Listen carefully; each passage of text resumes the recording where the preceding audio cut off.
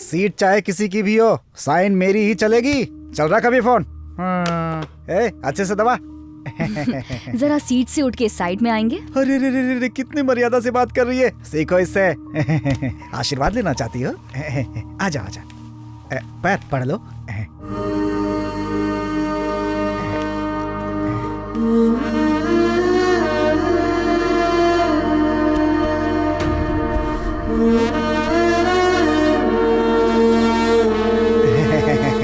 बैठ जाओ, सीट तुम्हारी है, लेकिन तुम मुझ पे हुक्म नहीं चला सकती।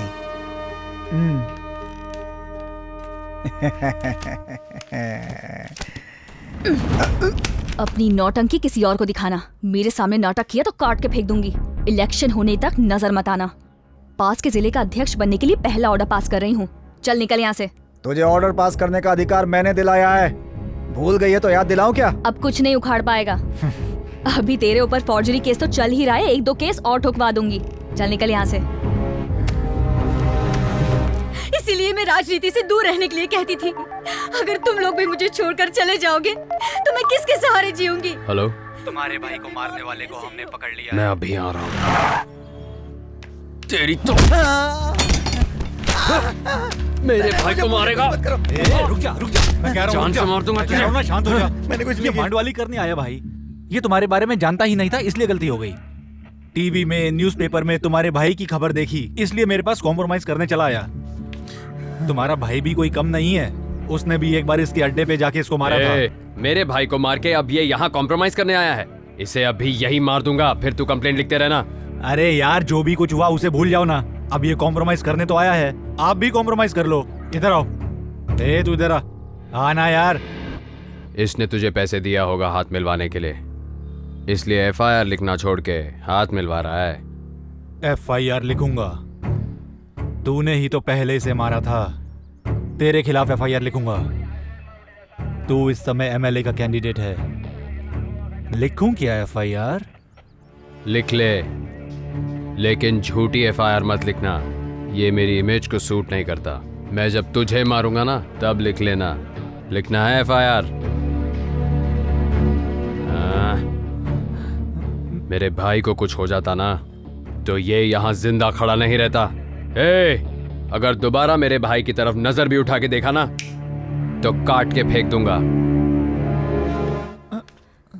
सॉरी आंटी, ये सब मेरे कारण ही हुआ। मैंने अपनी भतीजी के ट्रीटमेंट के लिए ब्याज पे पैसे लिए थे और वहीं मैं प्रॉब्लम में फंस गई। ये बस उनसे बात करने गए थे, वहाँ पर बात बहुत बढ़ गई और फिर जन्ना ने उनको खूब मारा। अच्छा सबक सिखाया। ओके, अब ये सब क्यों बता रही हो माँ को? तुम भी ना। तुमने कितने लोगों को मारा था बेटा? माँ वो 10 लोगों को आंटी।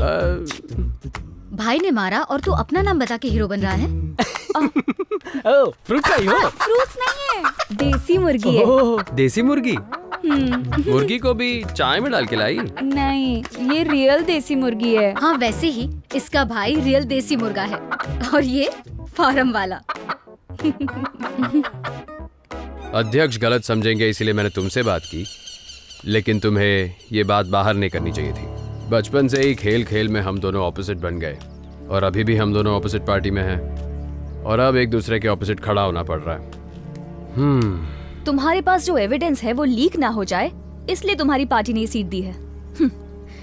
वो जानते हैं कि मैं ये इलेक्शन जीत जाऊंगी, इसलिए वो तुम्हारी बलि चढ़ा रहे हैं। मजाक कर रही हो? कौन हारेगा कौन जीतेगा ये डिसाइड करने वाली जनता है, नहीं तो दूसरे दिन मीडिया बता ही देगी, इंतजार कर लो।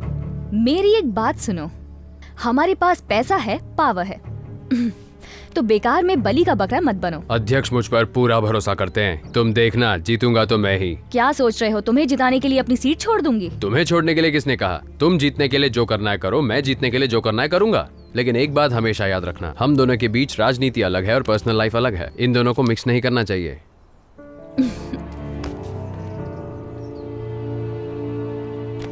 अच्छा बताओ, मुझसे जीतने के लिए तुम्हारे पास क्या है? सच है मेरे पास। राजनीति में सच चलता है क्या? सबको मेरा नमस्कार। मरकुरी फैक्ट्री में धोखा हुआ इसलिए एक्स मिनिस्टर बलराम के अगेंस्ट हमारी जनशक्ति पार्टी ने केस किया है। आप जो भी बोल रहे हैं क्या उसका कोई प्रूफ है? ये सच है, मैं बता रहा हूँ। आपकी पार्टी की तरफ से मीडिया में बयान देने वाले आप पहले पर्सन है सर। मरकुरी फैक्ट्री का जो वेस्ट क्लियर नहीं हुआ था उसे क्लियर करेंगे, ये बलराम ने कहा था, ये उसकी कॉपी है। उन्होंने अपना काम नहीं किया। उनके अगेंस्ट मैंने पुलिस में जाकर कंप्लेन की है, उसकी एफआईआर कॉपी ये रही। हमारी पार्टी में सब अच्छे लोग हैं। अगर हमारे पार्टी के सब नेता अच्छे नहीं होते तो पार्टी के लोग मुझे एमएलए कैंडिडेट बनाते? ये सोचने वाली बात है। मुझे उन पर भरोसा है और मैं अपने पार्टी के साथ हमेशा खड़ा रहूंगा। अब मेरी बात सुनिए, जैसे ही मैं एमएलए बनूंगा सबसे पहले मर्क्यूरी फैक्ट्री का वेस्ट क्लियर करूंगा और बीमार लोगों को अच्छा ट्रीटमेंट दूंगा, ये मेरा वादा है। धन्यवाद। हेमगिरी क्षेत्र से बाय इलेक्शन में खड़े मिस्टर ध्वजा ने अपने ही पार्टी के सीनियर मेंबर बलराम जी को भ्रष्टाचार के केस में अंदर करवा दिया। अब ये देखना बाकी है कि बलराम जी क्या कहते हैं। मेरे बाहर आने तक तो कुछ मत करना। ठीक है पापा। आने वाले इलेक्शन में अगर हमारी पार्टी नहीं जीती तो हमारी इज्जत का बहुत कचरा होगा। दिल्ली में बैठा हुआ हाईकमांड भी हम पर थूकेगा। हाईकमांड की बात तो आप छोड़ो, पहले हमारे सवालों का जवाब दो। साफ साफ बताओ तुम कहना क्या चाहते हो? यहाँ कोई कॉमेडी चल रही है? पहले ये बता हमारी पार्टी कैसे जीतेगी? वोट लेना है तो नोट फेंको, ये पुराना सच है। इतनी से बात नहीं जानता क्या? अगर किसी पार्टी के कैंडिडेट ही वीक हो ना तो नोट कोई काम नहीं कर पाएगा। कैंडिडेट वीक है? कहाँ से लग रही है कैंडिडेट वीक? दीदी ने डाइट करके अपने आप को स्लिम बना के रखा है, तुझे कहाँ से वीक लग रही है? विरोधी पक्ष का फैक्ट्री स्कैम बाहर लाने के लिए मैंने उन्हें मजबूर कर दिया। मैं ही जीतूंगी। तुम कैसे जीतोगी? मीडिया में मुद्दा गर्म किया तुमने, लेकिन अपने ही पार्टी के नेता को जेल में पहुंचाया उस ध्वजा ने। अब तुम ही बताओ कि किसका पक्ष मजबूत है। आखिर एविडेंस उसके पास कैसे गए? मतलब आपका और ध्वजा का कनेक्शन है, बाहर बातें चल रही है। जबान संभाल के बात कर। मेरी दीदी के खिलाफ ऐसी बातें कर रहा है? तू मेरी दीदी के खिलाफ सबके सामने ऐसी बातें कर रहा है, तेरे पास प्रूफ क्या है? बिना प्रूफ के हम लोग बात करेंगे क्या? ऐसे मुझसे ऊंची आवाज में बात मत करना। मेरी दीदी के खिलाफ चल तू लड़ जा। 1 मिनट बैठ। तुम्हें बैठ, क्यों लड़ रहा है? अब एक बात तो सुन, कोई सबूत है तो बाहर निकाल। पूरे शहर में पोस्टर बना के मैं खुद ही लगा दूंगा। बलराम, तुम अभी अभी बेल पे छूटे हो, चिंता मत करो। ध्वजा रहेगा तभी तक प्रॉब्लम है ना, पर जीतेंगे हम ही दोनों।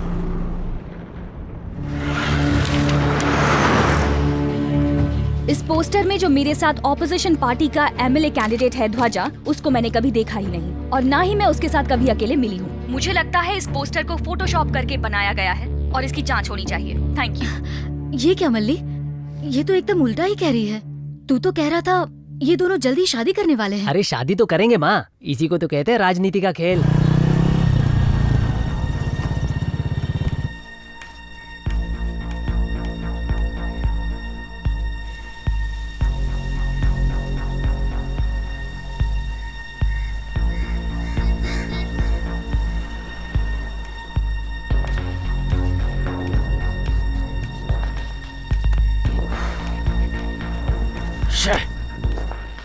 मिलने में इतना कष्ट उठाना पड़ रहा है। क्या बात है? टीवी इंटरव्यू में तो कह रही थी तुम मुझे जानती ही नहीं। तुमने झूठ कहा, ये सुनकर मुझे कितना दुख हुआ पता है? उस वक्त टीवी पर सुनने में जितना दुख हुआ उससे ज्यादा तुझे सुनाने में दुख हो रहा है। मुझे भी बहुत दुख हुआ था, लेकिन तुम्हारे नाटक से जो दुख मिला ये उससे बड़ा दुख नहीं है। ये क्या बात कर रही है तू? राजनीति कैसे करते हैं अब तुम बहुत अच्छे से समझ गए हो। राजनीति अलग है और हमारा प्यार अलग है, दोनों को मिक्स नहीं करना है, यही कहते थे ना। और अब तुमने वोट पाने के लिए हमारी फोटो को लीक कर दिया। हाँ, दिमाग खराब हुआ है क्या तेरा? मैं क्यों लीक करूंगा? पावर पाने के लिए कोई भी कुछ भी कर सकता है। तुम अपने जीतने के लिए कोशिश करते, मैं अपने लिए कोशिश करती। कोई भी जीतता, हम दोनों को खुश रहना चाहिए था। लेकिन तुम इतना नीचे गिर जाओगे मैंने सोचा नहीं था। रम्या, अब तुम बहुत ज्यादा बढ़ के बोल रही हो। तुम जानती हो उस फोटो को मैंने फाड़ के फेंक दिया था, किसी और ने उस फोटो को छाप के रिलीज कर दिया तो अब तुम उस पर डाउट करेगी? तुमने डाउट करने का ही काम किया है। एमएलए बनाने की बजाय तुम्हारी पार्टी को तुम्हें जेल भेज देना चाहिए। छूट दिया तो अपने मन का बोलेगी। एक लाफा और रख के दूंगा। ये तेरा प्यार करने का तरीका है? कैसे पागल लड़की के साथ प्यार किया मैंने। थू।